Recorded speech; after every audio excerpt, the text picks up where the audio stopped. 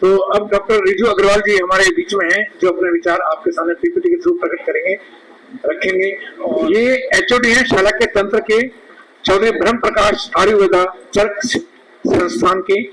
तो अब आपके सामने अपने अमूल्य विचार रखेंगे और हम सबको लाभान्वित करेंगे। तो एक बार इनके लिए जोर से क्लैपिंग हो जाए, ताली हो जाए, ताकि वातावरण द्वारा। तो डॉक्टर रिजू अग्रवाल को रिक्वेस्ट करूंगा अब वो अपना स्टार्ट करें, please. Thank you very much. First of all, I would like to thank organizer Dr. Bharat, Home Eye Hospital, and all of you present here. Today's chief guest, Dr. Ayyagiri, Professor Amish Pathak sir, Dr. Preeti Chhabra ji, Dr. Professor Anupma Patra ji, or all the dignitaries on the stage, in front of me, and I welcome you all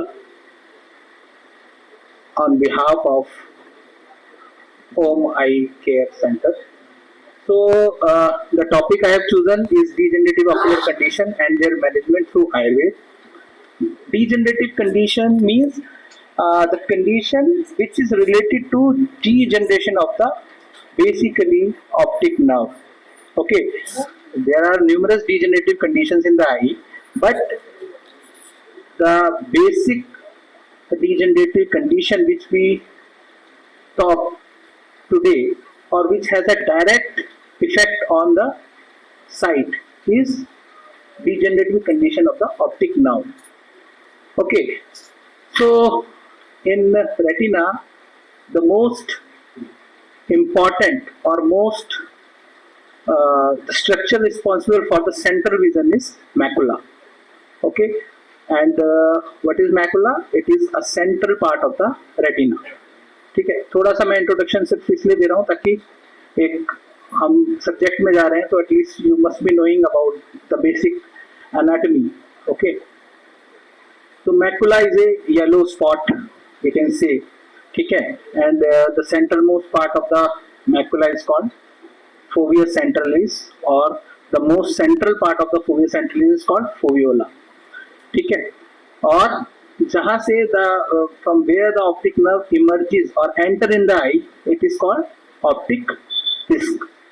ठीक, तो today the most common degenerative condition present today is age related macular degeneration, जो कि we as a ophthalmologist और as a ayurvedic eye person we used to get these patients frequently in our OPD.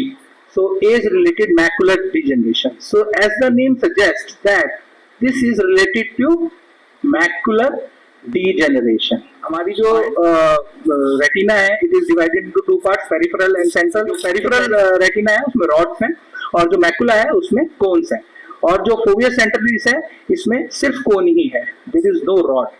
तो rod you must be knowing that rod is responsible for the night vision, है ना. जो डल light में हम देखते हैं, rod sales, जो रॉड्स हैं फोटो रिसेप्टर, वो हमारी नाइट या डल लाइट के लिए हैं, और जो कोन्स हैं वो हमारी डे लाइट के लिए होते हैं. ठीक है, तो ये जो सेंट्रल विजन है वो मैकुला है, और ये it contains highest concentration of cones. The second common disease is retinitis pigmentosa. तो retinitis pigmentosa जो है, जैसे ये हमने बात करी, this is the ARMD is a disease of cone dystrophy. ऐसे retinitis pigmentosa is mainly disease of rods dystrophy. ठीक है, तो retinitis pigmentosa is a group of inherited retinal dystrophies leading to progressive photoreceptor degeneration and vision loss.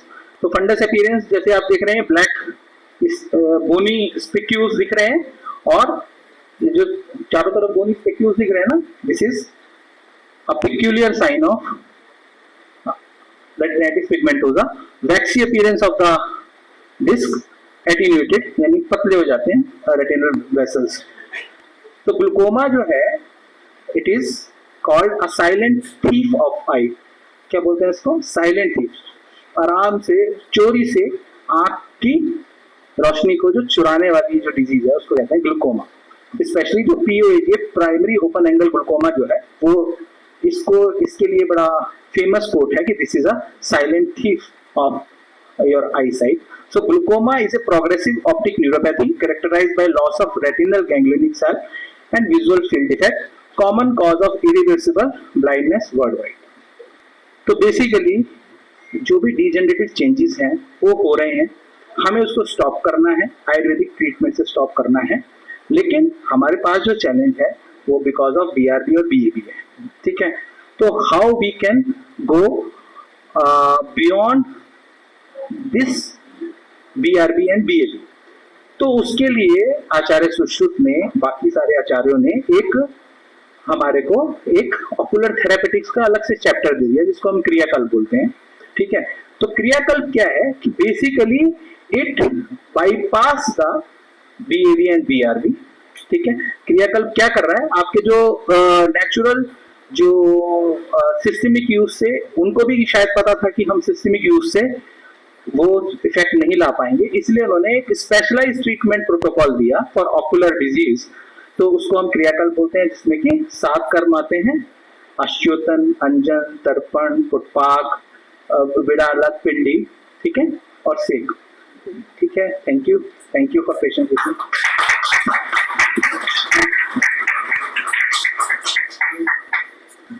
अब हम बुलाना चाहेंगे doctor Anupama Patra जी को. Doctor Anupama Patra HOD है चाणक्य तंत्र से. वो हमें बताएंगी eradication of blindness with Ayurveda के बारे में. First of all, I would like to thank Bhushan ji for inviting me for this or giving this opportunity to tell something about Ayurveda, what I know. And सबको यहाँ उपस्थित सारे विद्वान को मेरा प्रणाम, नमस्कार. तो इसमें पहले तो हम ब्लाइंडनेस के इरेडिकेशन के लिए देख रहे हैं. तो ब्लाइंडनेस का जो टाइप्स है थोड़ा सा ग्रॉसली जान ले. टाइप्स ऑफ ब्लाइंडनेस, जिसे पार्शियल ब्लाइंडनेस हो सकता है, जिसमें कि इतना लॉस होती है कि जो कि डेली एक्टिविटीज हमारे हम पर होते हैं. और कंप्लीट ब्लाइंडनेस मतलब बिल्कुल जो हमारी साइंटिफिकली कहें तो 6x6 डिवीजन होती है. जो टेस्ट करते हैं सबको थोड़ा बहुत आइडिया होगा, नॉन आयुर्वेद वालों को भी. जो 6x60 जो ऊपर वाला लाइन स्लेनन चार्ट में ऊपर वाला लाइन 60 का होती है, जो कि 60 मीटर दूरी से देखना चाहिए एक नॉर्मल आई को. वो सिर्फ 6 मीटर दूरी से ही देख पाते हैं. उसको 6x60 विजन या फिर 20/200 विजन फीट में ये है, तो ये कहा जाता है. तो अगर उससे भी कम हो गई है तो वो कंप्लीट ब्लाइंडनेस, कंप्लीट लॉस हो जाती है. सिर्फ लाइट परसेप्शन होती है, और या फिर एनीथिंग जो इवन रात को भी नहीं देख पाता है, जो विजन कंप्लीट लॉस हो जाता है. सिर्फ परसेप्शन ऑफ लाइट पॉजिटिव रहता है, मतलब लाइट कहीं से आ रहा है इतना दिखता है, उसको कंप्लीट ब्लाइंडनेस कहते हैं. तो उस हिसाब से तो मेन उनके जो कैटेगरीज है, प्राइमरी कॉज ऑफ ब्लाइंडनेस में जो मैक्सिमम जो है स्टडी के हिसाब से 2/3 ब्लाइंडनेस जो रेस्पॉन्सिबल फॉर कैटरैक्ट. तो cataract is responsible for that. Then बाकी जो कुछ है कॉर्नियल ओपेसिटीज, ग्लाइकोमा जो सर ने बता रहे थे, फिर डायबिटिक रेटिनोपैथी ये कुछ है, या फिर रेटिनोपैथी ऑफ प्रीमेच्योरिटी जो कि चिल्ड्रन में होती है, प्रीमेच्योर बच्चे में. तो वो एक कंडीशन है जो कि मैक्सिमम पार्ट है. बाकी उसी के अंदर में सब डिवीजन में आ जाते हैं बहुत सारे अवॉइडेबल ब्लाइंडनेस, जो कि हमारी रिफ्रैक्टिव एरर्स जो है वो भी उसी में चला जाता है. ये हमारी जैसे कैटरैक्ट हो गया, कैटरैक्ट को आयुर्वेद में हमारी फिर से पुराने रिकॉल करेंगे तो तिमिर व्याधि हम पढ़ेंगे. तिमिर में 4 पटलगत तिमिर है. प्रथम पटलगत तिमिर, द्वितीय पटलगत, तृतीय पटल एंड चतुर्थ पटल. तिमिर का इलाज नहीं करने से वो काच हो जाता है. काच का ठीक इलाज नहीं करने से टाइमली वो लिंगनाश में कन्वर्ट हो जाता है. तो वो लिंगनाश जो हमारी कैटरैक्ट है वो कहीं ना कहीं काच एवं लिंगनाश में जाएगा. ये काच एवं लिंगनाश में जाता है. उससे पहले तिमिर जो होती है वो जो प्रथम, द्वितीय, तृतीय, चतुर्थ पटल में जो दोष इन्वॉल्व होता है उसी में तिमिर आ जाएगा. उसमें भी जो प्रथम एंड द्वितीय पटलगत तिमिर जो है हमारी रिफ्रैक्टिव एरर है. जो माइल्ड रिफ्रैक्टिव एरर होते हैं वो प्रथम पटलगत तिमिर में जाएंगे. उससे थोड़ा ज्यादा जो high myopic category 6 dioptre around हो जाता है, एबव हो जाता है, वो सेकेंड पटलगत तिमिर में आएगा. फिर तृतीय पटलगत तिमिर जो है हमारी रेटिनल डिजेनरेट सारे हैं, जो सर बता रहे थे, रेटिनल डिजेनरेटिव रेटिनल कंडीशन. जो कि ठीक नहीं होता है, बिल्कुल वाकई उसके लिए भी रेफरेंस दिया है, सब कुछ शास्त्र में दे डाला है, हमने ढूंढा ही नहीं, उस नजरिया से देखा ही नहीं तो दे दिया है, वो याप्य है। जो तृतीय पटलजा तिमिर आगे श्लोक में देखेंगे वो याप्य कहा गया है, और याप्य डिजीज को हम कंप्लीट ठीक नहीं कर सकते क्योंकि वो असाध्य कैटेगरी का ही एक टाइप है जिसको दवाई देना ही पड़ेगा, उसको हम मेंटेन कर सकते हैं। इसीलिए आज डायबिटिक रेटिनोपैथी हो या फिर जो रेटिनोपैथी जो डिजेनरेटिव डिजॉर्डर्स हैं, एज रिलेटेड मैकुलर डिजेनरेशन हो या फिर जो भी है उस कैटेगरी में पूरा ठीक नहीं होते हैं। बहुत ही सुंदर एक सीएमई का आयोजन किया।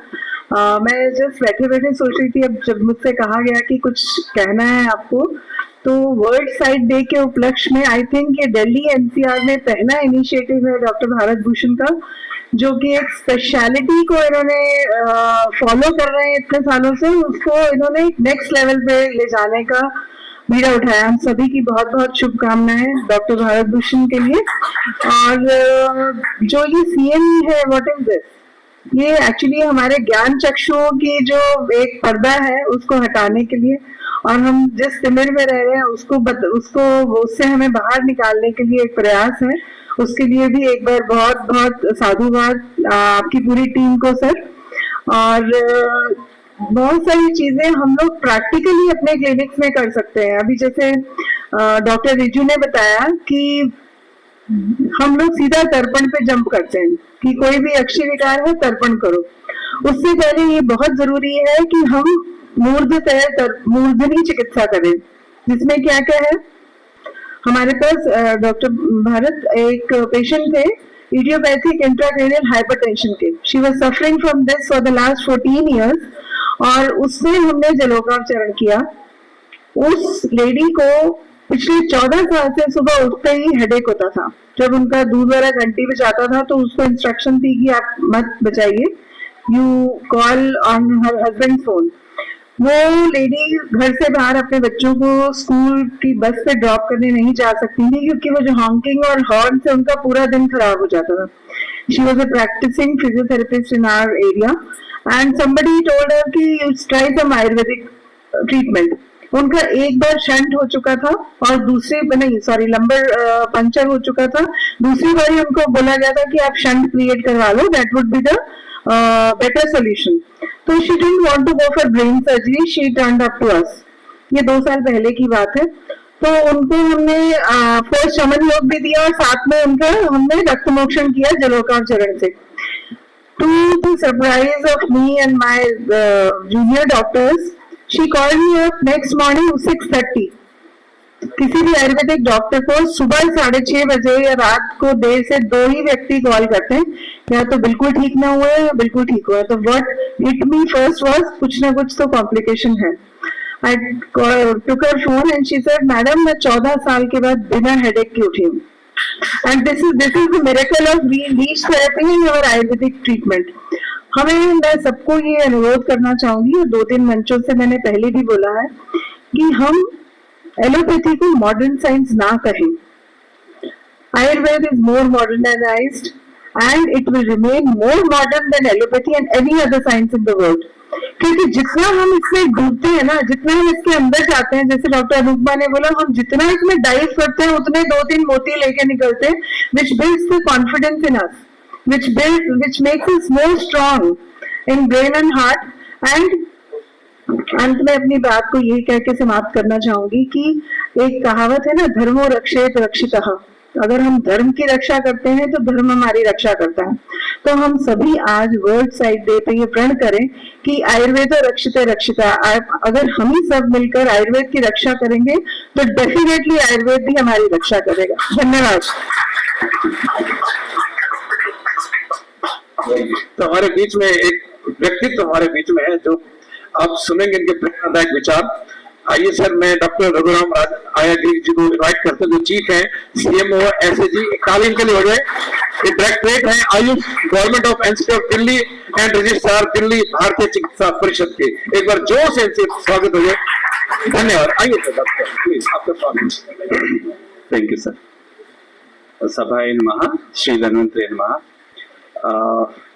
बहुत अच्छा लग रहा है कि इतना सारा हमारा ज्ञान ज्योति जो प्रज्वलित हो रहे, and thank you ma'am for your assertive and commanding and confidence conveying of the message Ayurveda के बारे में।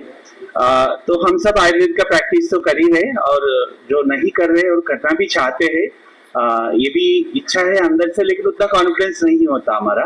तो उसके लिए टेक्निकल नॉलेज पहले होना बहुत जरूरी है और टेक्निकल नॉलेज के साथ पब्लिक पार्टिसिपेशन करवाना जरूरी है ना।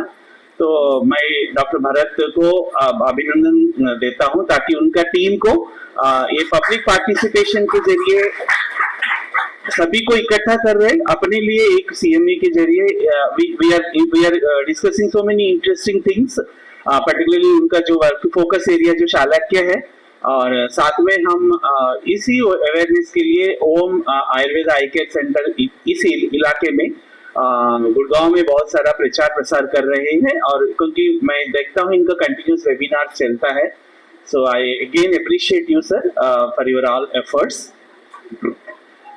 अभी हम क्या समझते हैं कि हमारा पहले राइट्स एंड प्रिविलेजेस क्या है आयुष प्रैक्टिशनर्स का, what are the rights and privileges. See technical knowledge, having the technical knowledge is a different thing. आपने जो भी प्रिस्क्रिप्शन दिया नोबडी इज क्वेश्चनिंग यू कि because you have something thought कि आपने कुछ सोचा था और उसके हिसाब से आपने कुछ डायग्नोसिस किया, तो आपको कोई पूछेगा नहीं, पूछा तो you have the knowledge and कोई टेक्निकल क्वेश्चन नहीं है। बट आपको पता होना चाहिए कि what are my rights and responsibilities. IMCC Act 1970 has given you so much of the rights and privileges for an Ayush practitioner. क्योंकि अभी मैं टेक्निकल सेशन तो नहीं ले रहा हूँ, even though I come from MD panchakarma from Jamnagar, because अभी मैं रजिस्ट्रार का पद संभाल रहा हूँ दिल्ली का। तो मैं समझता हूँ कि कुछ भी चीज है कि हमारे प्रैक्टिशनर्स को कुछ करने होना चाहिए। In that sense, I would like to say that ISM 1970 has thought about कि हमारे पास कुछ privileges है, और अभी recently again it is 1982 it is given the practitioners of Indian medicine standards of professional conduct, ethics and etiquettes।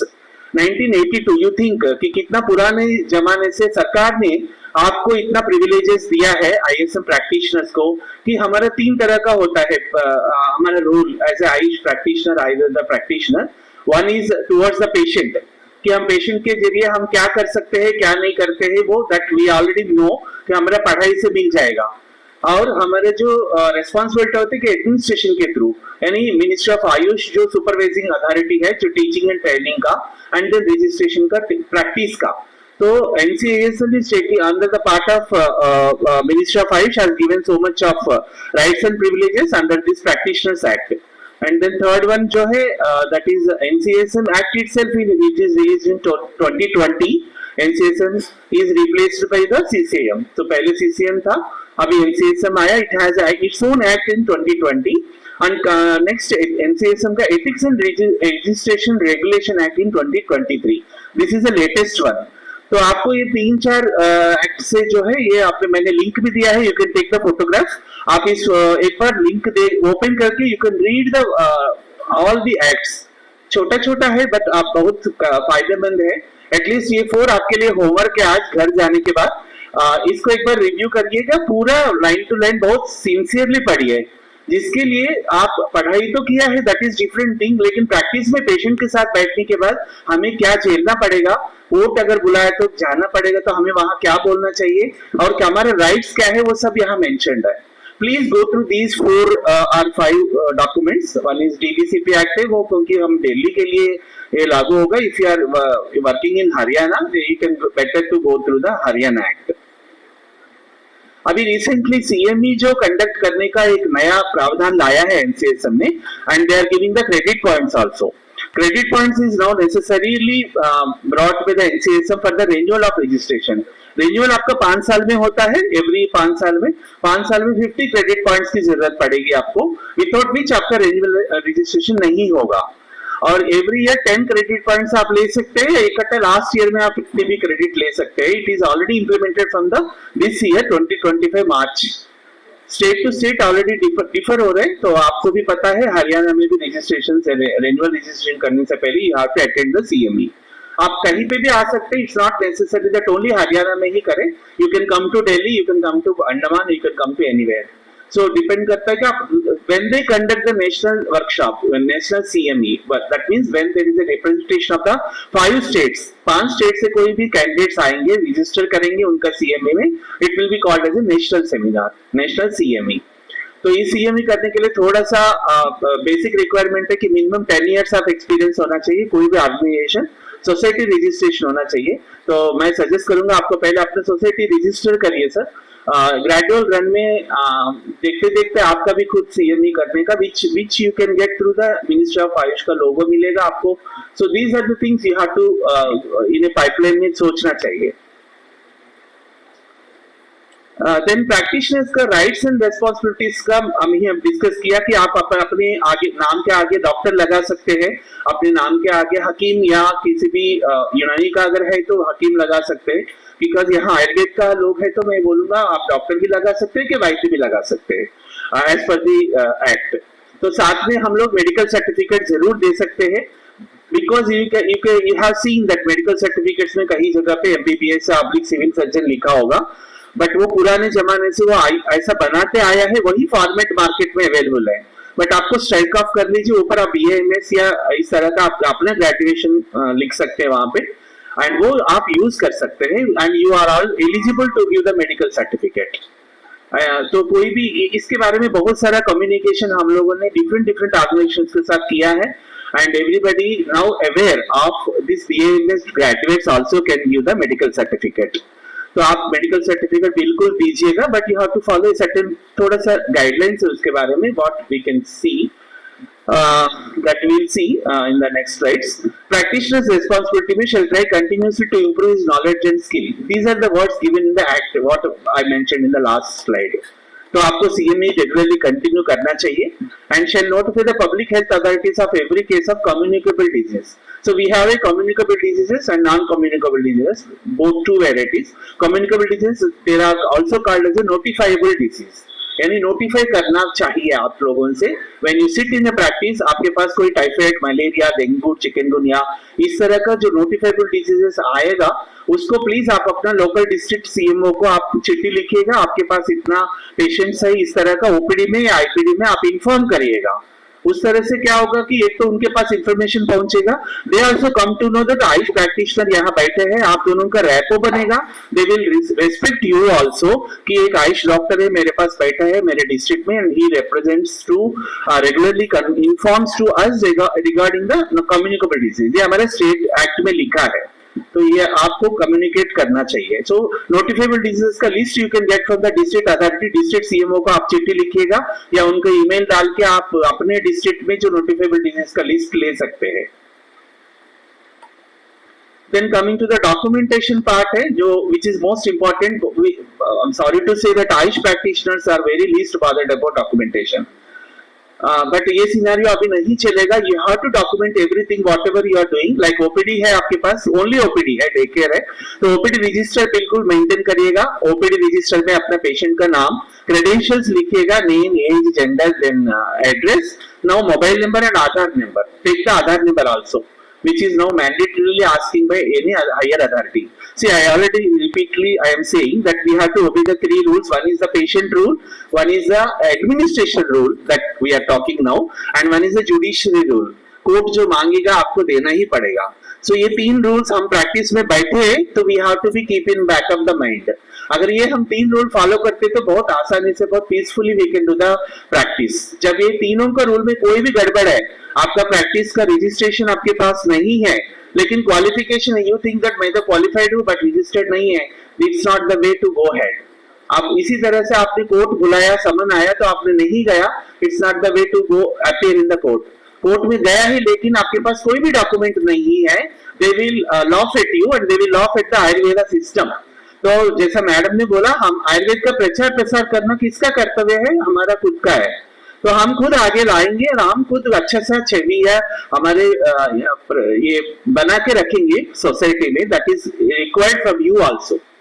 तो अभी OPD में first जब विजिट आता है पेशेंट का क्रेडेंशियल्स प्लीज नोट डाउन. आप एक रजिस्टर बनाइएगा and every year आप रजिस्टर चेंज करिएगा, because every patient should get and must get the one UHID number, unique identification number for only that patient.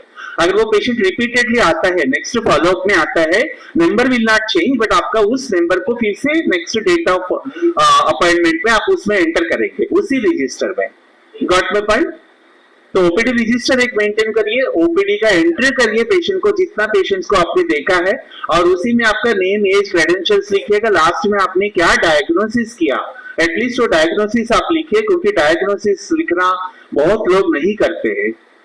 If you see the super specialisation का जो अगर prescription आप देखेंगे allopathic side में, तो they definitely mention the clinical history लिखेंगे, अपना findings लिखेंगे, डायग्नोसिस लिखेंगे, विच is very basic requirement of the prescription. आप एक डायग्नोसिस लिखिएगा और उसके साथ आप फॉलोअप में जब आएंगे पेशेंट को, उसको उसके साथ फॉलोअप नंबर भी दीजिएगा। मेडिसिन आप जो लोग हैं ना, you can prepare the medicine, अगर प्रिपेयर करके दे सकते हैं, self prepare, it is okay, allowed as per the act also.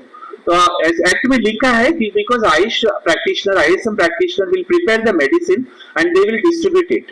अगर नहीं देना चाहते, आप कोई भी प्रैक्टिशनर बाहर का देना चाहते हैं, बट प्लीज एंश्योर दैट आप जीएमपी सर्टिफाइड वाले का ही दे दें, because Ayush government ministry is now come up with so much of this one guidelines that GMP certified, good manufacturing practices certified vendor से ही आप खरीदे मेडिसिन, और उसी वेंडर को आप प्रिस्क्राइब करें। अगर आपके पास रखते हैं और डिस्पेंस करते हैं तो, अपने पीछे डिस्पेंस करते हैं तो, अगर बाहर लिखते हैं तो better to tell them that you please see the GMP certified logo on the that bottles what they purchase from the market. Then second thing is आपका expert opinion भी लेना चाहिए, because we are sitting in a society as a common general practitioner, है ना। Even though you are doing the PG, you have the PG and you have the PG specialization he practice करते हैं, जैसा कि प्रसूति हो या शालाक्य हो, शल्य हो, still you need to take the second opinion if it is not readable by you within a certain period. General practitioner के लिए डिस्पेंसरी का लेवल का जो प्रैक्टिस करते हैं गवर्नमेंट में, he has the right to give the treatment for maximum 7 days only. 7 days के बाद फॉलो अप पे फिर से 7 डेज का देना है। लेकिन अगर ठीक नहीं लगता है आपको, मेरे हिसाब से नहीं हो रहा है ठीक, there is no shame in taking the second opinion. Second opinion या एक्सपर्ट ओपिनियन भले ही आपका कलीग से भी हो सकता है, कि आपको पता है कि मेरा कलीग इस फील्ड में ऑलरेडी एक्सेल कर रहे हैं, तो you can send them to that opinion, और उनको बुला के आपका पेशेंट के बारे में डिस्कस करिएगा एंड डॉक्यूमेंट इट। अपने ओपीडी रजिस्टर में डॉक्यूमेंट करिए कि मैंने आज उसको बुलाया है, एंड ओपीडी स्लिप आप पेशेंट को दे देंगे तो उसका कॉपी आप रखिएगा अगर पॉसिबल है तो। अगर नहीं रखना चाहते हैं, एटलीस्ट वो डेटा आप अपना रजिस्टर में एंटर करिएगा, क्योंकि उसमें खर्चा बढ़ेगा आपका ओपीडी स्लिप रखने में। तो आप में I am at the specialist opinion. Specialist opinion में भी different from the other speciality से भी आप ओपिनियन ले सकते हैं, या अपने ही फील्ड का कोई और एक्सपर्ट है इस फील्ड में, उससे भी ओपिनियन ले सकते हैं, बट ओपिनियन जरूर लीजिएगा if it is not readable with you in a certain period of time. ये कोर्ट जरूर देखती है कि आपने किसी ओपिनियन का लिया कि नहीं। Even logically also you think कि if it is not treatable with certain 1 month 30 days का मैं ट्रीटमेंट दिया हूं या 3 मंथ्स का मेडिसिन दिया हूं, ऐसे नहीं कि सालों साल वही वसंत कुसुमाकर लेते रहे patient, just take the opinion. इसी तरह से second thing is investigations, relevant investigations, कि आईएसएम प्रैक्टिशनर्स को ज्यादातर इन्वेस्टिगेशंस करते नहीं है, या लिखते नहीं है, या कराते नहीं है, क्योंकि हम लोगों का जो परीक्षा विधि है, निदान पंचक है या अष्टविध परीक्षा है, प्रश्न परीक्षा, दर्शन स्पर्शन परीक्षा, त्रिविध परीक्षा एटसेट्रा, उसमें कहीं पे भी इन्वेस्टिगेशन नहीं आएगा। But we are sitting in a society, अब सोसाइटी को भी रूल्स है, जस्ट मैंने बताया कि एडमिन को देखना है, पेशेंट को देखना है। पेशेंट घर जाके आप डिस्कस करेगा अपने नेबर से भी, वो बोलेगा कि फलाना डॉक्टर के पास मैं गया हूँ और उन्होंने तो मुझे नाड़ी देख के बता दिया, नाड़ी देख के दवाई भी देता है, लेकिन मैं 2 महीने से ट्रीटमेंट ले रहा हूँ, कुछ भी फायदा नहीं हो रहा है। इन दैट केस बगल वाला बोलेगा कि अरे डॉक्टर ने कुछ भी टेस्ट नहीं लिखा। तो टेस्ट लिखना जरूरी है, ये मैं नहीं बोल रहा हूँ, that you can have your own justification, but please think of if it is necessary. Sciatica में हो, लंबागम हो, इस तरह का केसेस में जैसा कि आपको एक्सरे लेने से कुछ फायदा मिलता है आपको, then go head, don't hesitate. लेकिन जरूरत नहीं कि आप अपना जस्टिफिकेशन करेंगे कि मैं नाड़ी परीक्षा से ही करूंगा या मैं तैल बिंदु परीक्षा से ही करूंगा, well good go head, but उससे में आपको कॉन्फिडेंस होना चाहिए, वो तैल बिंदु परीक्षा आपको सपोर्ट करना चाहिए, उससे कुछ भी निकलता नहीं outcome, then you have to go with the technology. Technical aspects अभी हमारे पास है, जैसे ओसीटी टेस्ट है, ओसीटी के बगैर डॉक्टर भरत करेगा क्या, पूछ लीजिए। अगर it is giving you good benefits तो हम क्यों नहीं करें आई टेस्टिंग का। तो इस तरह से आप अपना लीजिए, सुटेबल इन्वेस्टिगेशन करिएगा, then referral out and referral in, ये दोनों प्रैक्टिसेस आप अपनाइए, which is very good practice. कि रिफरल आउट आपके हाथ में अगर नहीं हो पाया, then send him to out, send him with a prescription with a complete short notes to that patient and to refer the patient to the relevant physician of your system or any opposite system। तो यहाँ से, क्योंकि आजकल का जमाना global scenario है, यहाँ बैठ के आपका प्रिस्क्रिप्शन या आपका शॉर्ट नोट्स किसी और का डॉक्टर यूरोप में जाके बैठ के देख सकता है। So this is a scenario, आप प्लीज कीप इन माइंड कि रिफरल आउट करिएगा, आपके हाथ में नहीं हो पा रहे हैं तो रिफरल इन का भी मेंटेन करिएगा। आपके कलीग ने आपको कोई भी केस का वाजीकरण का केस भेजा है तो आप उसमें एंटर करिएगा, मेरा ये केस आपका रिफरल इन हुआ है। इससे दो फायदा है, एक तो आपका डॉक्यूमेंटेशन भी हो जाएगा और आपका स्ट्रेंथ आपको पता चलेगा कि आपके लिए कौन सा पेशेंट घूम फिर के वापस रिफर हो क्या आ रहे हैं। आपका कलीग जान रहे कि आपका स्ट्रेंथ किस एरिया में है। You got my point. आप 10 पेशेंट्स का रिफरल इन लेंगे वाजीकरण का, इसका मतलब है आपको खुद को कॉन्फिडेंस बढ़ेगा कि मैं वाजीकरण का अच्छा देख पाता हूं, तभी मेरे पास पेशेंट आ रहे हैं और वो पेशेंट ठीक भी हो रहे हैं। आप एक स्पेशलिटी खुद को डेवलप कर सकते हैं, जीपी में बैठ के भी, बीए एमएस डॉक्टर भी। तो आपको जीपी का एक डे बाद में स्पेशलाइजेशन का एक डे आप स्पेशल कर सकते हैं, इवन 7 डेज a वीक आप प्रैक्टिस करते हैं, उसमें एक दिन आपका खुद का स्पेशलिटी दे दीजिएगा। जो आपके पास बहुत सारे केसेस आ रहे हैं, पीलिया का हो सकता है, कामला का, स्किन डिजीज का हो सकता है, वाजीकरण का हो सकता है, रसायन का हो सकता है, किसी भी चीज का, that also benefits you. Medical certificate sickness and fitness में again I am saying that you can keep the 2 certificates separately।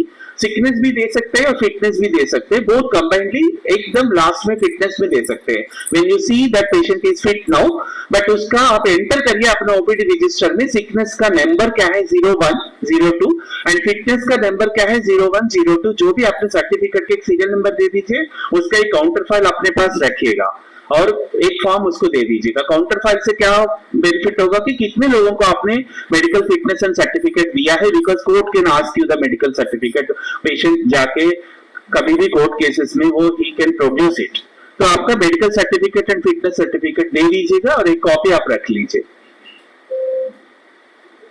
Informed consent, because शालक्य का बात कर रहे थे आज हम लोग, शालक्य ही इज हैविंग द शालक्य का क्रियाकल्प है। क्रियाकल्प करते वक्त आप इन्फॉर्म्ड कंसेंट लीजिएगा। कंसेंट यू नो, पेशेंट के साथ आप हामी भरा ना, तो वो कंसेंट आप ले लीजिएगा और उसके साथ रिसेंटली एक एडिशन हुआ विटनेस, एक विटनेस का साइन लीजिए। बिकॉज विटनेस का कोई भी हो सकता है, आपका टेक्नीशियन हो सकता है, आपके हॉस्पिटल का स्टाफ हो सकता है, या पेशेंट के साथ जो अटेंडेंट है वो भी हो सकता है। तो this will save you, informed consent will save you on the long run. आपने अगर ये नहीं लिया, पेशेंट का कुछ भी ट्रीटमेंट कर लिया, then it will be, if anything wrong happens, there is no way to save you. So in legal aspect also it is very good to have a informed consent. Then I will also appreciate you if you go for any accreditation। आजकल accreditation का जमाना है कि आप अपने काम को किसी थर्ड पार्टी को दिखाइए, वो अप्रिशिएट करेगा और कुछ लैकुना बताएगा, जस्ट लाइक ऑडिट। तो आप ऑडिट कराइए किसी और पर्सन से, यानी थर्ड पर्सन। हम किसी के घर में जाएंगे तो गलतियां खूब निकालते हैं ना, ये इसी तरह का है। तो थर्ड पार्टी पर्सन को बुलाइए, आप अपना दिखाइए पूरा सेंटर, जिसमें आपका कमियां है वो आप डेवलप करिए, डॉक्यूमेंटेशन पार्ट को या प्रोसेस को इम्प्रूव करिएगा, और उसके बाद आप एक्रेडिटेशन ले लीजिएगा। मे बी NABH का भी एंट्री लेवल आजकल बहुत कम स्टैंडर्ड्स का आया है। So Preeti is there, so she can also guide, we can also guide.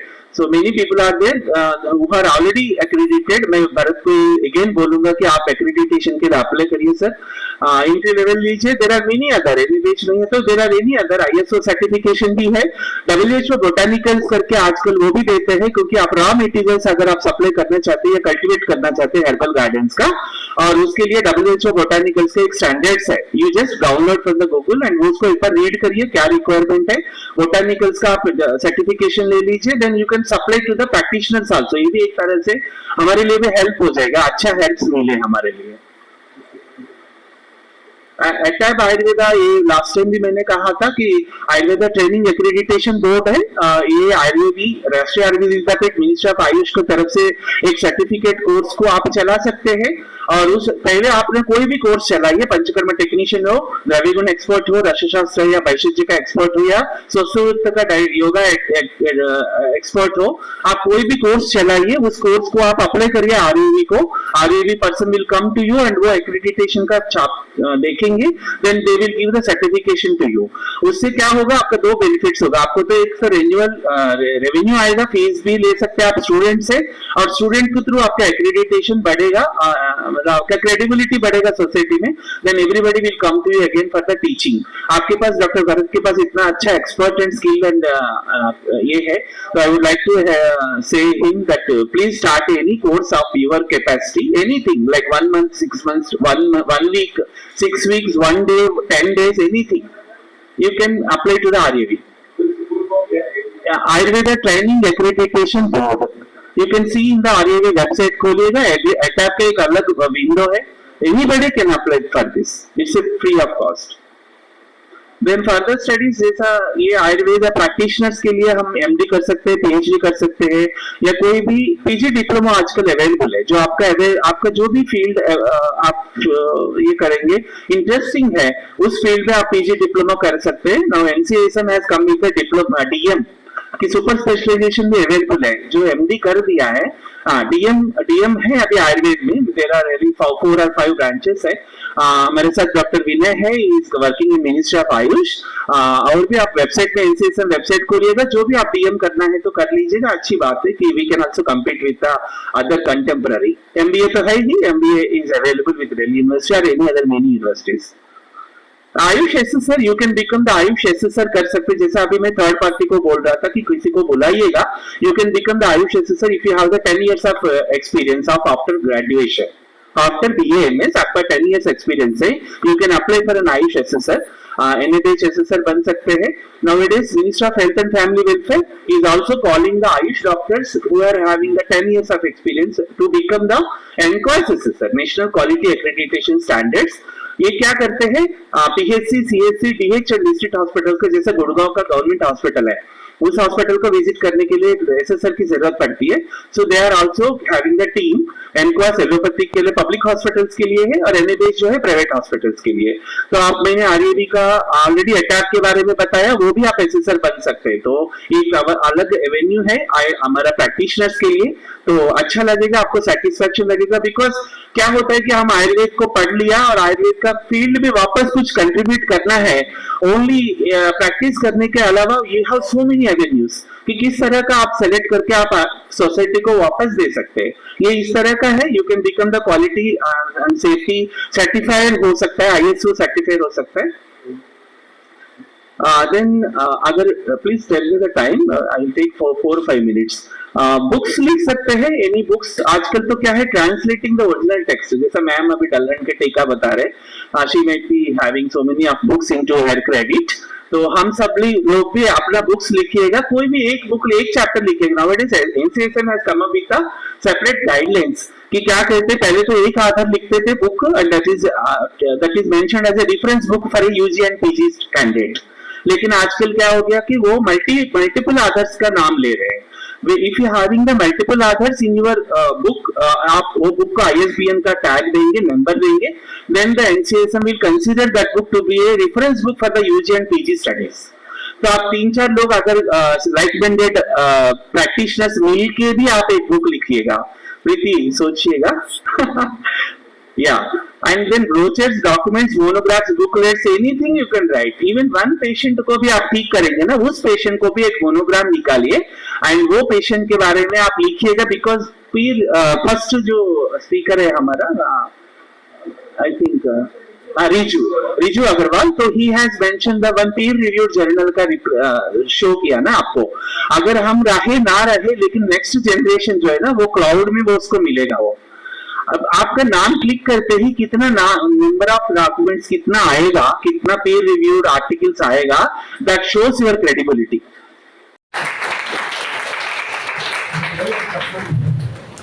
Shri गुरुवे नमः। श्री कहते हैं कि दुनिया बहुत सुंदर है, तो सुंदर दुनिया को देखने के लिए सुंदर आदमी चाहिए। लेकिन क्या है कि अगर वो आंखें नहीं हैं तो फिर ये दुनिया बहुत ऐसे पता भी नहीं लगता कि दुनिया कैसी है। मैंने ऐसे पढ़ा था, मैंने ऐसे कि जो लोग देख नहीं पाते सपने उनको भी आते हैं, लेकिन उनके सपनों में क्योंकि आंख वाली जो सेंस है वो कम है, दूसरी सेंसेस का ज़्यादा रोल रहता है उसमें कि वो कैसे सुनते हैं, कैसे सूंघते हैं, कैसा स्पर्श है, तो उसका पोर्शन ज़्यादा रहता है। हम लोग जो सपने देखते हैं उसमें विजुअलाइजेशन का ज़्यादा पार्ट रहता है।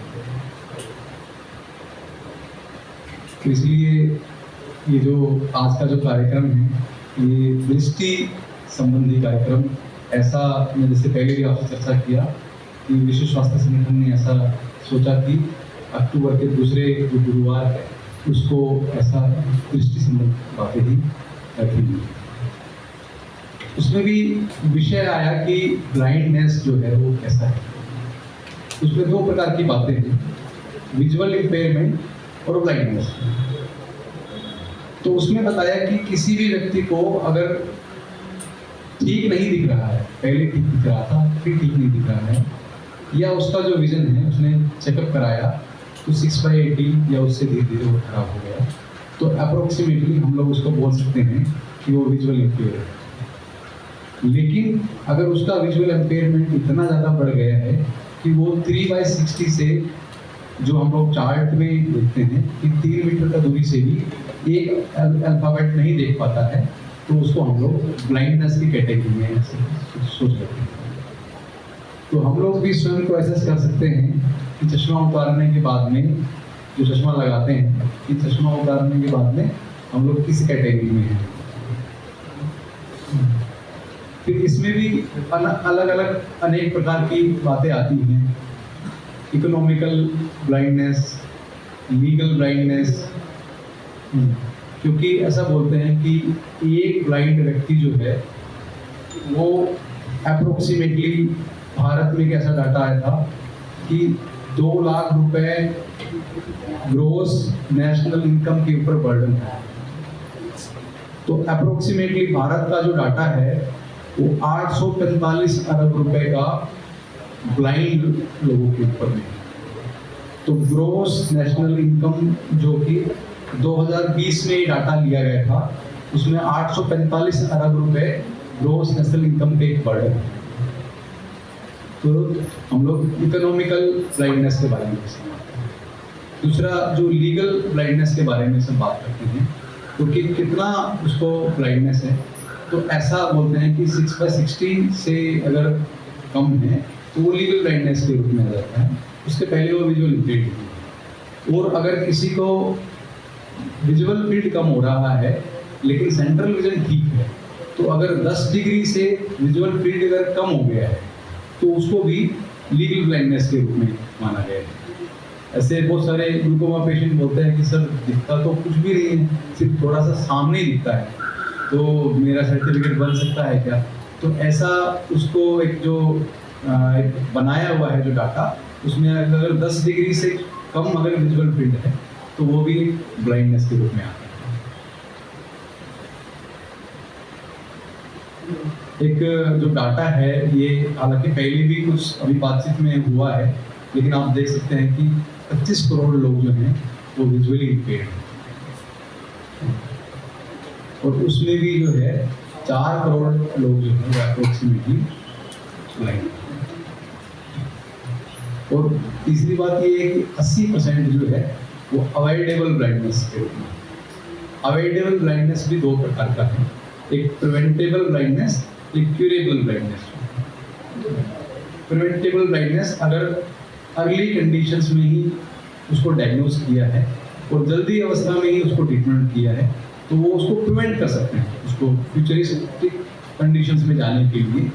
या अगर कुछ किसी को पता लग गया है कि इसको अभी एट्रैक्ट हो गया है, टिचोर है, उसको समय रहते ही उसको चाहे वो सर्जिकली या किसी भी अन्य प्रकार से उसको क्योर किया गया तो उसको आगे चल के जो ब्लाइंडनेस है उसमें जाने से भी रोका जा सकता है। तो ऐसा, या दूसरा कोई हमारे पास में मीजर्स है, हम लोग उसको सपोज कीजिए कि आगे चल के उसको हम लोग ब्लाइंड अभी उसको क्योर कर लेंगे, आगे चल के वो ब्लाइंडनेस में कन्वर्ट नहीं होगा तो वो क्योरेबल ब्लाइंडनेस। तो ये दोनों प्रकार का जो है ये अवॉइडेबल ब्लाइंडनेस है। तो आप देखिए इतना बड़ा जो डाटा है वो 80% के आसपास में वो अवॉइडेबल ब्लाइंडनेस है। उसमें भी जो 82% हैं वो 50 वर्ष से ऊपर की या और ज़्यादा ऊपर की, और उनमें भी 64% के आसपास जो है वो महिलाएं हैं।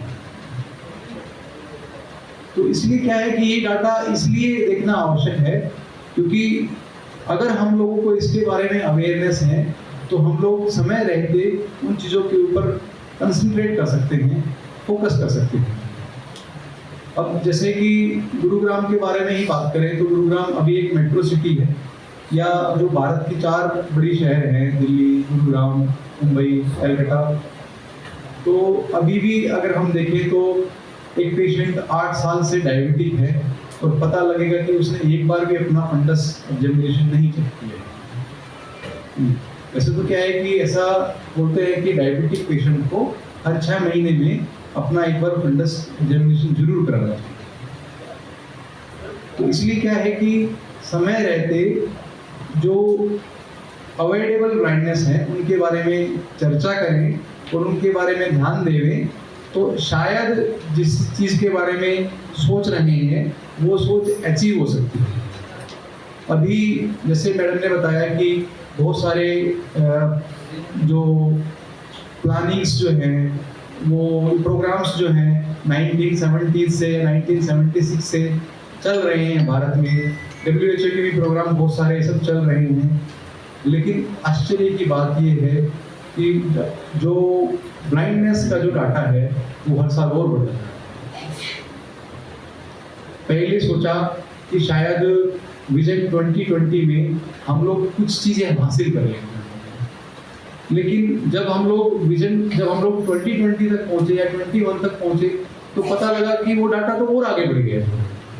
क्यों? क्योंकि जिस प्रकार से जो लाइफस्टाइल है, इस प्रकार जिस या और जो बीमारियां हैं जो डेवलप्ड सिटीज़ में आइज में होती हैं वो एकदम से ड्रास्टिकली बहुत ज़्यादा बढ़ गई। ठीक है, जो कम्युनिकेबल डिजीज़ हैं उनमें हमने एक लिमिट तक उसमें एक पाया है, उसमें एक रोकथाम पाई है, लेकिन जो लाइफस्टाइल रिलेटेड डिसऑर्डर्स हैं या उनसे होने वाली जो कॉम्प्लिकेटेड आई प्रॉब्लम्स हैं वो बहुत ज़्यादा एकदम से ड्रास्टिकली बढ़ गई है। इसीलिए ये डाटा आज हम देख सकते हैं कि कैटरेक्ट अप्रोक्सीमेटली 19 मिलियन के आसपास में कैटरेक्ट का ब्लाइंडनेस का डाटा है। सबसे अभी भी संसार में सबसे पहले नंबर पे कैटरेक्ट एक ऐसी बीमारी है जो अंधा करने के लिए है। बहुत सारा प्रचार प्रसार भी है, सेंट्रल लेवल पे टीम्स हैं, डिस्ट्रिक्ट लेवल पे टीम है, स्टेट लेवल्स पे टीम है, बहुत सारा NGOs भी हैं, बहुत सारा सब काम चल भी रहा है।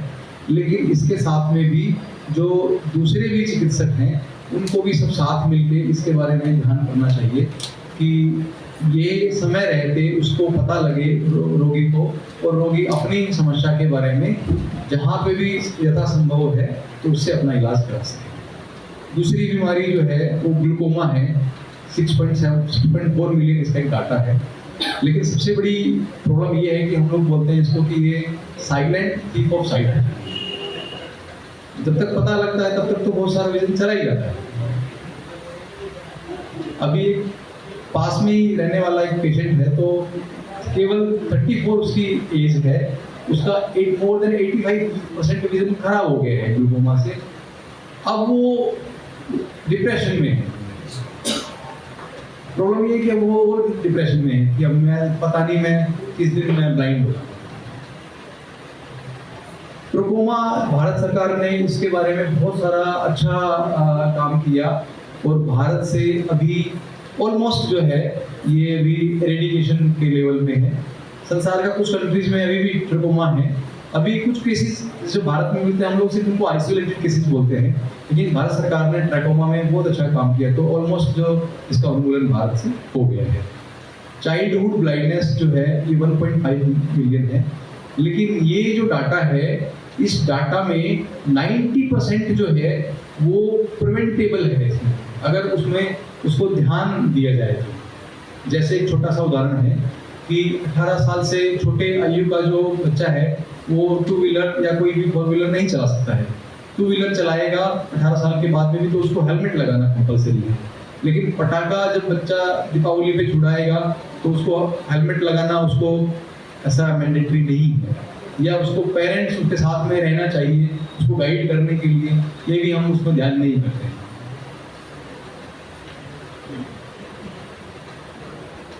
इसमें नेक्स्ट जो है वो रिवर ब्लाइंडनेस बोलते हैं उसको, ओन्कोसर्कियासिस।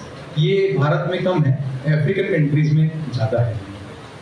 अदर्स जो है 10 मिलियन है, अदर्स का डाटा बहुत बड़ा है 10 मिलियन, जिसमें कि AMD है या दूसरा कॉर्नियल ब्लाइंडनेस है या दूसरा अलग अलग बहुत सारा बीमारी।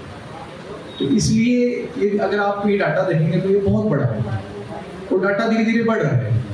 तो इसके लिए सभी को एकजुट होने की आवश्यकता है। इसके लिए सरकार अपने स्तर पे बहुत सारा प्रोग्राम उसके लिए चला रही है और अलग अलग स्तर पे अनेक नेत्र रोग विशेषज्ञ भी उस अभियान में शामिल हैं। लेकिन हम जो जनरल प्रैक्टिस में भी हैं तो भी अगर थोड़ा सा उन डाटा की तरफ में ध्यान देंगे तो हम लोग वो जो अभियान है उसमें एक सहभागी बन सकते हैं और उस अभियान को और अच्छे प्रकार से हम लोग बढ़ा सकते हैं, ऐसा मुझे लगता है। ब्लाइंडनेस 2 प्रकार का है, कंजेनिटल ब्लाइंडनेस और एक्वायर्ड ब्लाइंडनेस। कंजेनिटल ब्लाइंडनेस जो है वो जन्म से ही है कि कोई जेनेटिक कोई उसको प्रॉब्लम है या जन्म से ही उसको कोई ऐसी कोई जेनेटिक प्रॉब्लम्स है या जन्म लेते समय या डेवलपमेंटल उसको कोई ऐसी प्रॉब्लम्स है जिसके कारण से उसको कंजेनिटल ब्लाइंडनेस हुआ, या नेक्स्ट जो है एक्वायर्ड ब्लाइंडनेस हुआ। एक्वायर्ड ब्लाइंडनेस में बहुत सारे कारण आते हैं। इसमें एक कारण ये भी आता है कि मिस प्रैक्टिसेस, एक ये भी एक इसमें आता है। मिस प्रैक्टिसेस दोनों प्रकार से है। ऐसा मतलब अगर हम लोग एलोपैथी में भी देखेंगे तो क्या है, स्किन वाले डॉक्टर साहब बोलते हैं कि मुझे तो कोई मतलब नहीं है, आँख में कुछ होगा तो वो कोई ध्यान में नहीं है, मतलब वो आपको ग्लूकोमा होगा, कैटरेक्ट होगा तो वो आँख वाला डॉक्टर देखना चाहिए, मुझे तो स्किन को ट्रीटमेंट करने का है। या घुटने वाला बोलता है कि आपको हर हफ्ते जो है ना एक स्टीरॉयड का इंजेक्शन घुटने में लगाना ही पड़ेगा। ठीक है, लगाना है तो भी उसको गाइड करना चाहिए कि हर 15 दिन में या हफ्ते में एक बार आई प्रेशर भी चेक कर सकते हैं, या कम से कम महीने में एक बार जो है अपना किसी दूसरा आई डॉक्टर के साथ में विजिट कर सकते हैं। एक दूसरा जो है ROP है, रेटिनाइटिस ऑफ प्रीमेच्योरिटी बोलते हैं। तो इसके बारे में अभी पीछे भी एक बहुत बड़ी कॉन्फ्रेंस हुई एक नेशनल लेवल की, तो इसके विषय में भी बहुत सारी चर्चाएं हुई कि रेटिनाइटिस ऑफ प्रीमेच्योरिटी जो है उसमें जब बच्चा जब 9 महीने से कम अगर जन्म लेता है, 8 महीने में या 7 महीने में, तो कई बार बच्चे को NICU में रखना पड़ता है और उसको ऑक्सीजन में रखना पड़ता है। तो ऑक्सीजन अगर अधिक दे दी जाए तो जो रेटिनल वेसल्स हैं वो श्रिंक कर जाते हैं, नई वेसल्स डेवलप करते हैं तो वो ब्लीड कर जाते हैं और कभी कभी रेटिनल डिटैचमेंट होके वो बच्चा ब्लाइंड भी हो सकता है। तो ये एक ROP है छोटे से इसके बारे में। तो बहुत सारी सब चर्चाएं हुई। मैं भी जब एक बार भोपाल में था तो मैंने भी बड़े सीनियर गवर्नमेंट मेडिकल कॉलेज में पीडियाट्रिशियन थे, तो मैंने भी उनसे डिस्कस किया कि सर ऐसा नहीं हो सकता कि ऑप्टिमल जो यूज है वो ऑक्सीजन का उसको मॉनिटर किया जाए, ध्यान किया जाए। तो बोलते हैं कि मेरे लिए बच्चा जरूरी है ना, मेरे लिए तो पहले तो मुझे उसको देखना है ना। वो फिर मैंने कहा कि सर जीवित के लिए तो आंखें भी जरूरी है ना, तो जिंदा रहने के बाद में तो आंखें भी जरूरी है। तो इसके लिए क्या है कि अभी तो ठीक है, शहर में कई बार क्या होता है कि जो छोटा बच्चा है उसको पीडियाट्रिशियन को जो देखता है उसको बोलता है कि एक बार ऑप्थेल्मोलॉजिस्ट से भी ओपिनियन लेनी चाहिए। लेकिन कई बार एक इसके बारे में जागरूकता नहीं रहती है, तो ना तो उसको ही ऑप्थेल्मोलॉजिस्ट से कोई ओपिनियन होती है, और कई बार बच्चा जब पूरा डिटैचमेंट डेवलप कर लेता है तब जाके वो ऑप्थेल्मोलॉजिस्ट के पास में जाता है। ऐसे ही जब हम लोग आयुर्वेदिक प्रैक्टिस करते हैं तो आयुर्वेदिक प्रैक्टिसेस में भी ऐसे वमन का और विरेचन का भी अतियोग बताया गया है, उसमें भी तिमिर का वर्णन है। तो मुझे ऐसा लगता है कि हम लोग दोनों प्रकार का प्रैक्टिस में, अपनी प्रैक्टिस में भी उन सब चीज़ों को ध्यान देंगे तो एक अच्छा रहेगा।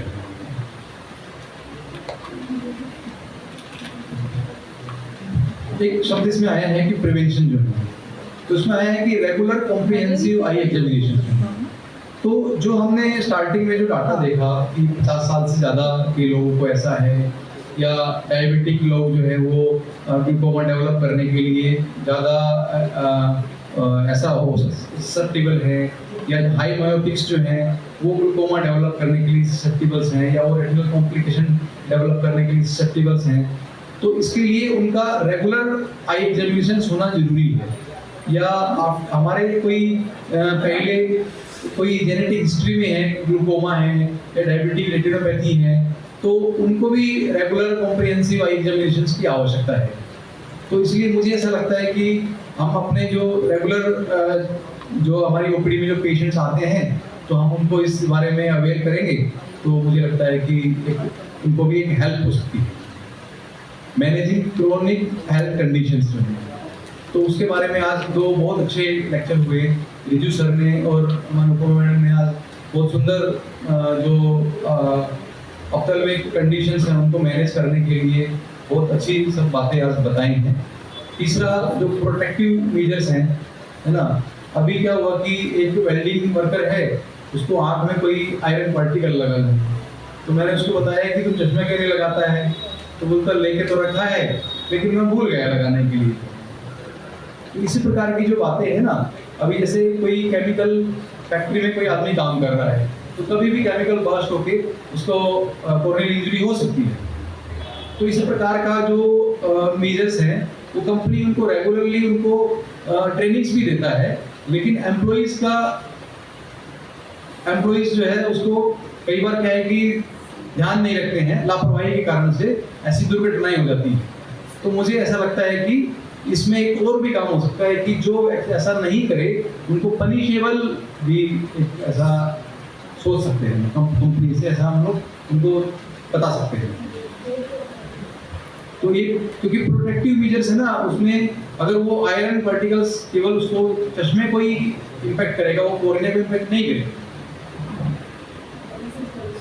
Treatment of chronic complicated eye disease, तो जैसे मेडिसिनल पार्ट जो है, जो मैडम ने बताया आज इतने सुंदर सुंदर की क्या क्या जो आई कंडीशंस है उसमें क्या क्या सब ट्रीटमेंट्स हम कर सकते हैं, चाहे वो ग्लूकोमा मैनेजमेंट है या AMD मैनेजमेंट है या डायबिटिक रेटिनोपैथी मैनेजमेंट्स हैं, या दूसरा जो सर्जिकल प्रोसीजर्स हैं, जैसे कि अगर मान लीजिए ऐसा ही कफाजिलिंगनास में भी शस्त्र साध्य बताया है, कफाजिलिंगनास में भी ना अगर मेच्योर कैटरेक्ट है तो उसमें सब ऐसा सब करना चाहिए।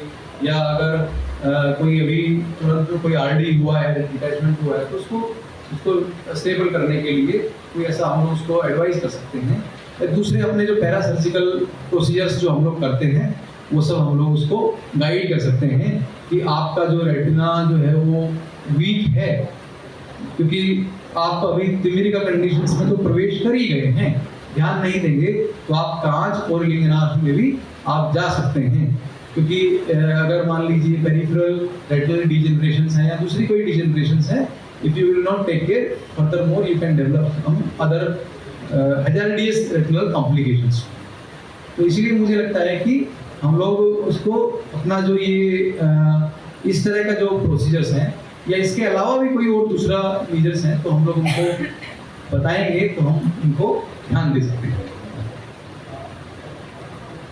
अभी कोई ऐसा ब्लाइंड ही हो गया है तो क्योंकि हमारे ही परिवार का सदस्य है तो केवल वो बिस्तर में ही रहेगा या बैठा ही रहेगा ऐसा नहीं। एक राजस्थान में एक दिव्यांगता कमिश्नर हुए तो वो कहते हैं कि जिसको दिखता है वो उतना देख सकता है जितना हम सब दिखते हैं, लेकिन जिसको दिखता नहीं है वो भी सब देख लेता है जो हम सब नहीं देख पाते। तो इसलिए क्या है कि उसमें बहुत सारे गुण हैं, जैसे प्रधानमंत्री जी ने कहा कि वह दिव्यांग वाला है, उसके पास दिव्यांग है, अगर वो देख नहीं पाता है तो टेलीफोन में अच्छे से बात कर सकता है जी। और एक बहुत अच्छी मैं बात बताता हूँ कि 2 सॉफ्टवेयर इंजीनियर्स मैंने देखे हैं, एक तो द्वारका में रहते हैं, उन्होंने ऐसे वो बिल्कुल अभी ब्लाइंड हैं, लेकिन उन्होंने ब्लाइंड लोगों को बेटर करने के लिए बहुत अच्छे सॉफ्टवेयर डेवलप किए हैं। तो वो बहुत अच्छे सॉफ्टवेयर डेवलपर हैं आज के समय में, तो जो बिल्कुल स्वयं से ब्लाइंड है। तो इसलिए कैपेसिटी जो है उन लोगों का बहुत सारा है, सिर्फ हम लोगों को हाथ पकड़ के साथ में चलने का आवश्यकता है। तो इसलिए इस प्रकार से हमारे भाई सब जो हैं, भाई बहन हमारे साथ ही रहेंगे और हम उनको दिशा नहीं दिखाएंगे, वो सब हमें दिशा दिखाएंगे, लेकिन जीवन में इस प्रकार से सब क्या करना है। Living with the visual impairment, अभी विजुअल इम्पेयरमेंट है तो हम लोग उसको कैसे चलेंगे। अब हम लोग को कम दिखता है तो हम लोग भी तो चश्मा लगा के सब काम कर लेते हैं ना, क्योंकि वो भी एक एड है, विजुअल एड है ना, वो भी तो उस प्रकार से सब काम कर लेते हैं। तो किस प्रकार से जो दूसरे विजुअल इम्पेयर्ड हैं तो वो किस प्रकार से अपना काम करने के लिए क्या क्या चीज़ों को साथ लेके और अपना सब काम कर सकते हैं, या अपनी मोबिलिटी दिनचर्या सब करने के लिए और क्या क्या सब चीज़ कर सकते हैं। जो अगला जो पॉइंट है वो है सोशल एंड साइकोलॉजिकल इम्पैक्ट्स, कि जो किस प्रकार से वो भावनात्मक रूप से हम सब साथ में जुड़े रहेंगे, उनको किसी प्रकार से कमी महसूस नहीं होगी, जैसे हम हैं वही वैसे सब हैं। तो इस प्रकार से ऐसा भाव हम उनके लिए रखेंगे और वो दूसरे लोगों के साथ में किस प्रकार से सब इंटरेक्ट करते रहेंगे, समाज का एक अच्छे प्रकार से हिस्सा बने रहेंगे। इस प्रकार से हम सब ऐसा सोच सकते हैं। क्यों? क्योंकि ऐसा कहते हैं कि अगर मान लीजिए इस दुनिया में अगर दिखता नहीं है तो ऐसे आचार्य सुश्रुत ने श्लोक में लिखा है कि विद्यमाने अपि विद्ये व्यर्थो लोको अयम तुल्यम रात्रि दीवानाम, कि अगर दिन भी है तो रात ऐसी लगती है, बहुत सारा पैसे का ढेर भी है तो ऐसा लगता है कि सब बेकार है। मैं छत्तीसगढ़ में था तो एक मंत्री जी हैं, उनकी पत्नी अभी बिल्कुल देख नहीं पाती है, तो मंत्री जी ने कहा कि मैं 10 अरब रुपए खर्च कर सकता हूँ अगर मेरी पत्नी की किसी प्रकार से रोशनी आ जाए। उनके जो हम लोग पेपर देखे फॉलोअप के पेपर, तो जैसे हम लोग अपना नॉर्मल हमारी फाइल रहती है, ऐसे वो न्यूयॉर्क हर महीने दिखाने के लिए जाते थे अपनी पत्नी के लिए, तो ऐसी उनकी फाइल थी बड़ी। तब मुझे वो श्लोक ध्यान में आया कि 10 अरब रुपए अगर आप इकट्ठा करेंगे तो ऐसे एक पैसे का ढेर ही हो जाएगा। तो मुझे सुश्रुत का वही श्लोक ध्यान में आया कि पैसे का वो जो ढेर है वो भी किसी काम का नहीं है। कुछ और भी चीजें हैं जो मैं एक बार आपसे डिस्कशन करना चाहता हूँ।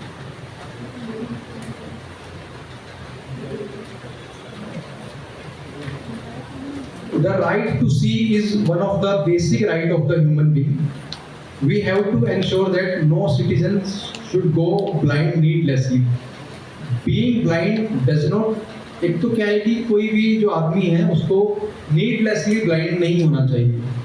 Being blind does not remain so, अगर ऐसा हो गया है तो उसको वैसे ही नहीं रहना चाहिए, उसको किसी प्रकार से उसकी कैपेबिलिटी इंप्रूव होनी चाहिए। If by reasonable deployment of skill and resources, कुछ रिसोर्सेज से और स्किल से उसकी जो डिप्लॉयमेंट है उसको बढ़ाना चाहिए।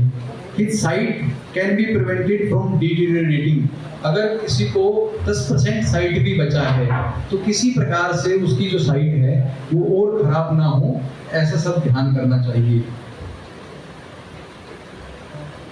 If already lost can be restored, तो अगर मान लीजिए कुछ लॉस हो गया है तो क्या कुछ ऐसे तरीके हैं जिससे कि वो रिस्टोर हो जाए। तो मैडम ने बताया कि हम लोग ऐसे आयुर्वेद रूपी समुद्र में हैं हम लोग, तो मुझे लगता है कि 2-4-5 डुबकी लगाएंगे तो कुछ ना कुछ उसके अंदर से लेके आ जाएंगे।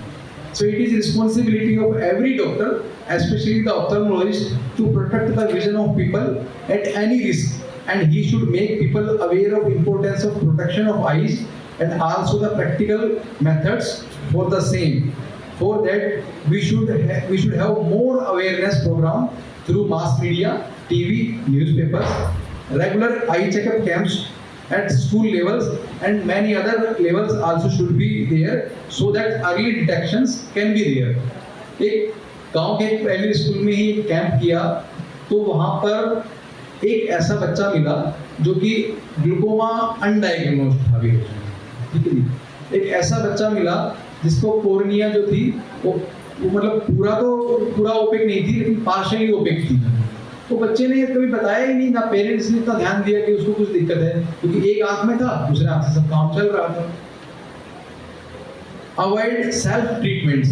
आजकल सोशल मीडिया का भी जो जमाना है ना, तो सोशल मीडिया में लिखा रहता है कि ऐसा करने से ऐसा हो जाता है, ऐसा करने से ऐसा हो जाता है।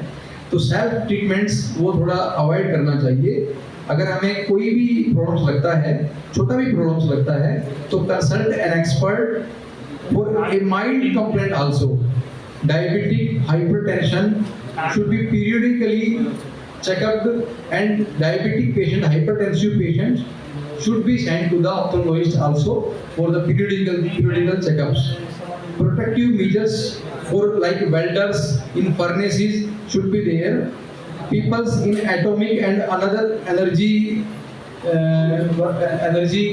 factors, they also should be trained. एक बार मैं एक ऐसा कैप्सूल मेकिंग फैक्ट्री में गया जहाँ पर फर्नेसेस में बहुत सारे लोग काम करते थे। तो क्या हुआ कि उनको देखा तो उनको अर्ली कैटरेक्ट हो जाता है। उनको 32 वर्ष की आयु में, उनको 44 वर्ष की आयु में, उनको 48 वर्ष की आयु में कैटरेक्ट हो जाता है, क्योंकि वो लोग हीट के उसमें एक्सपोजर में ज़्यादा रहते हैं। तो वो लोग किस प्रकार से ऐसी डाइट को फॉलो करें, हमने उनसे चर्चा की है कि आप ऐसी पित्त शामक डाइट को फॉलो करें या किस प्रकार से ऐसे प्रोटेक्टिव मेजर्स को ध्यान में रखें जिससे कि उसको डिले किया जा सकता है। Treating for visually handicapped peoples and eye donations also should be encouraged. तो ये सब चीजें हैं जो मुझे ऐसा लगता है कि हम सब लोगों को थोड़ा ध्यान करना चाहिए। आज का जो CME है ये हम सब के लिए वर्दी रहा होगा, शायद ज्ञानवर्धना नाम रहा होगा, ऐसी ही आशा है। आप सब ऐसे ही हम पे आशीर्वाद बनाए रखें, ऐसे ही मार्गदर्शन देते रहें। धन्यवाद।